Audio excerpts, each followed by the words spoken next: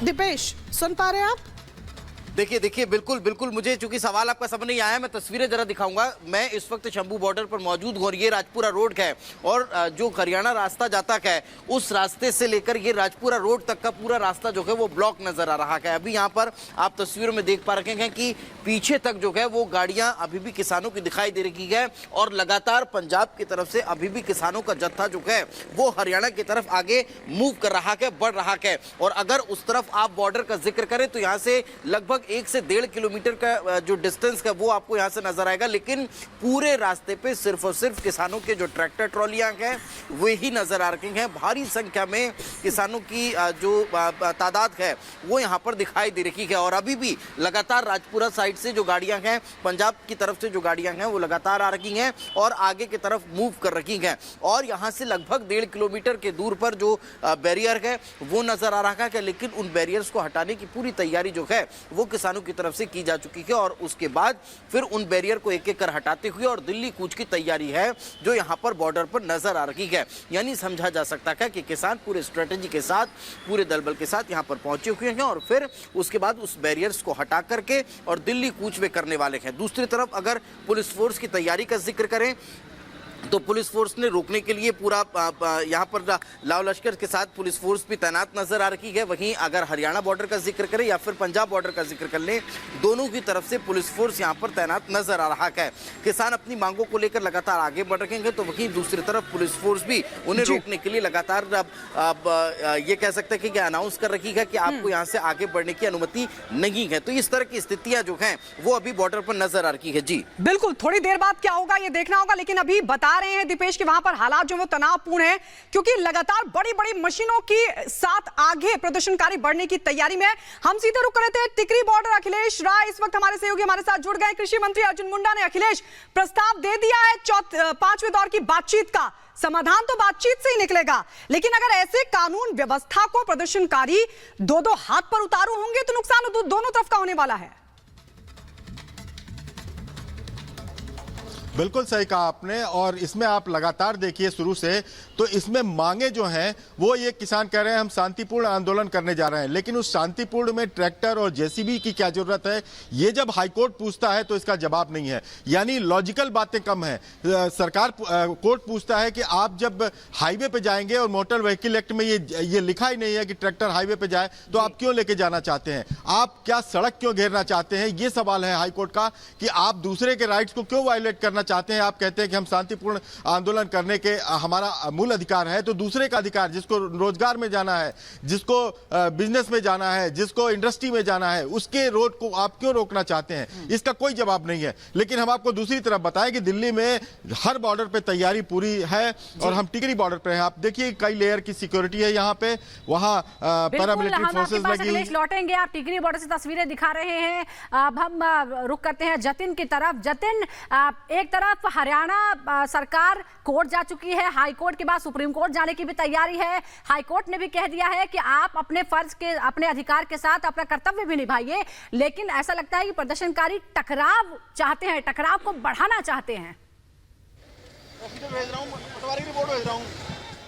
आज बिल्कुल एक तरफ शंभू बॉर्डर पर पुलिस कह लीजिए या प्रदर्शनकारी कह लीजिए वो आमने सामने है, तो दूसरी तरफ की ये तस्वीर आप देख लीजिए, ये ग्रेटर नोएडा की तस्वीर है जहां पर जो तमाम किसान इकट्ठे हुए हैं। ट्रैक्टर मार्च यहां पर निकाला जा रहा है और सूरजपुर कलेक्ट्रेट तक ये जो मार्च है ये निकाला जाएगा। तकरीबन 3 से 4 किलोमीटर का ये पूरा स्ट्रेच है। इन सभी किसानों की यही मांग है कि दिल्ली इनको जाने दिया जाए, दिल्ली जाने से ना रोका जाए और जिस तरीके से पुलिस रोक रही है उसी के विरोध में ये सभी जो किसान हैं ये ट्रैक्टर मार्च आपको निकालते हुए यहाँ पर नजर आ रहे हैं। और ये ट्रैक्टर मार्च दरअसल भारतीय किसान यूनियन के द्वारा ऑर्गेनाइज किया गया है।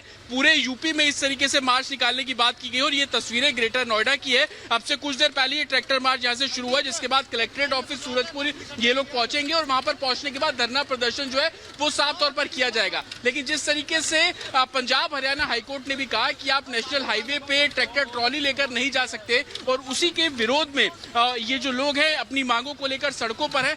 आज क्या आप सूरजपुर जाएंगे या उसके अलावा पूरे नोएडा में इस तरीके से मार्च निकाला? अभी सूरजपुर जाने का है। अगर सरकार को चेताने का काम कर रहे हैं, अगर नहीं मानेगी तो दिल्ली जाएंगे फिर। और जो जनता कहती है, मीडिया वाले ये कहते हैं कि रोड ब्लॉक कर देते हैं, किसान ये करते हैं। हम रोड ब्लॉक नहीं करते, प्रशासन रोड ब्लॉक करता, बैरिकेड वो करता, जनता को परेशान वो करते, किसान किसी जनता को परेशान नहीं करता। की क्या मुख्य मांगी है? आज कलेक्ट्रेट ऑफिस में क्या ज्ञापन दिया जाना है? ज्ञापन दिया जाएगा, राष्ट्रपति जी के नाम ज्ञापन बनाया है, जिसमें किसानों को एमएसपी का कानून का हक दिया जाए। बिजली बिल में संशोधन जो पास हुआ, उस बिजली बिल में संशोधन किया जाए। किसानों के लिए जो फायदेमंद हो वो सुविधा ज्यादा दी जाए, एमएसपी पे कानून बना दिया जाए। और जो किसान दिल्ली की तरफ बढ़ने का प्लान है और इसको लेकर ये मार्च यहाँ पर ग्रेटर नोएडा में इस वक्त निकाला जा रहा है। इस बीच एक और बड़ी खबर बता दें, बीएसपी संसदीय दल में बड़ी टूट की खबर निकलकर सामने आ रही है। दूसरी पार्टियों के संपर्क में सभी सांसद हैं। अगर ऐसा है तो बीएसपी के कई सांसद छटक सकते हैं। एसपी के संपर्क में बीएसपी के 3 सांसद हैं। सूत्रों के हवाले से बड़ी खबर निकलकर सामने आ रही है। चुनाव सर पर है, यानी कि बेहद नजदीक है, और उससे पहले पार्टियों में दल बदल की जो राजनीति है वो साफ सीधे तौर पर देखी जा रही है। और ये बड़ी खबर बसपा से निकलकर सामने आ रही है, जहां पर बसपा के 3 सांसद समाजवादी पार्टी के संपर्क में बताए जा रहे हैं। सूत्रों के हवाले से बड़ी खबर, और अगर ऐसा होता है तो कहीं ना कहीं मायावती की पार्टी को एक बड़ा नुकसान यहां पर हो सकता है। इसके अलावा कांग्रेस के संपर्क में भी 3 बसपा के सांसद हैं। समाजवादी पार्टी ने अफजाल अंसारी को टिकट दे दिया है। ये बड़ी जानकारी आप तक पहुंचा रहे हैं। और हमारे सहयोगी अजय दुबे इस वक्त हमारे साथ जुड़ गए हैं। अजय, एक तरफ दोनों ही जो गठबंधन है वो बीएसपी पर डोरे डालने की कोशिश करती रही, मनाने की कोशिश करती रही, लेकिन अब बीएसपी में खुद टूट की खबर है। क्या कुछ पता चल पाया है? किन किन के संपर्क में है ये सांसद?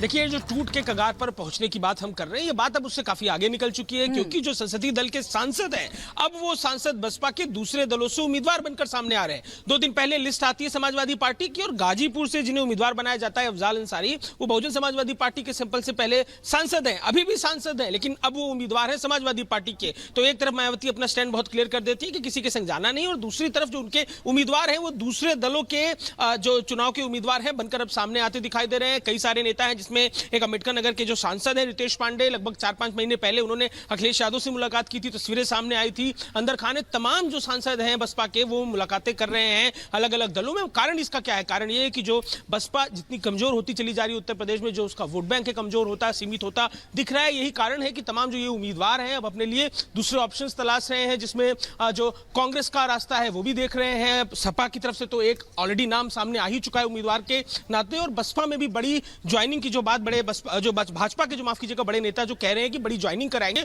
उसमें हम देखेंगे कि बसपा के जो अभी सिटिंग सांसद हैं वो उम्मीदवार के तौर पर सामने दिखाई दे सकते हैं। तो ये बनस्पति स्थिति है पूरे उत्तर प्रदेश में। बसपा जो कि उत्तर प्रदेश की विधानसभा में केवल एक बिल्कुल अजय, बिल्कुल बड़ी अहम जानकारी आपने दी है। तो बीएसपी बड़ी टूट की तरफ बढ़ रही है, कई जो सांसद हैं दूसरी पार्टियों के संपर्क में है, टिकट भी मिलने जा रहा है। इस बड़ी खबर पर अपडेट देते रहेंगे। फिलहाल छोटे से ब्रेक के लिए आगे देखिए 7 मिनट में देश दुनिया की 70 बड़ी खबर।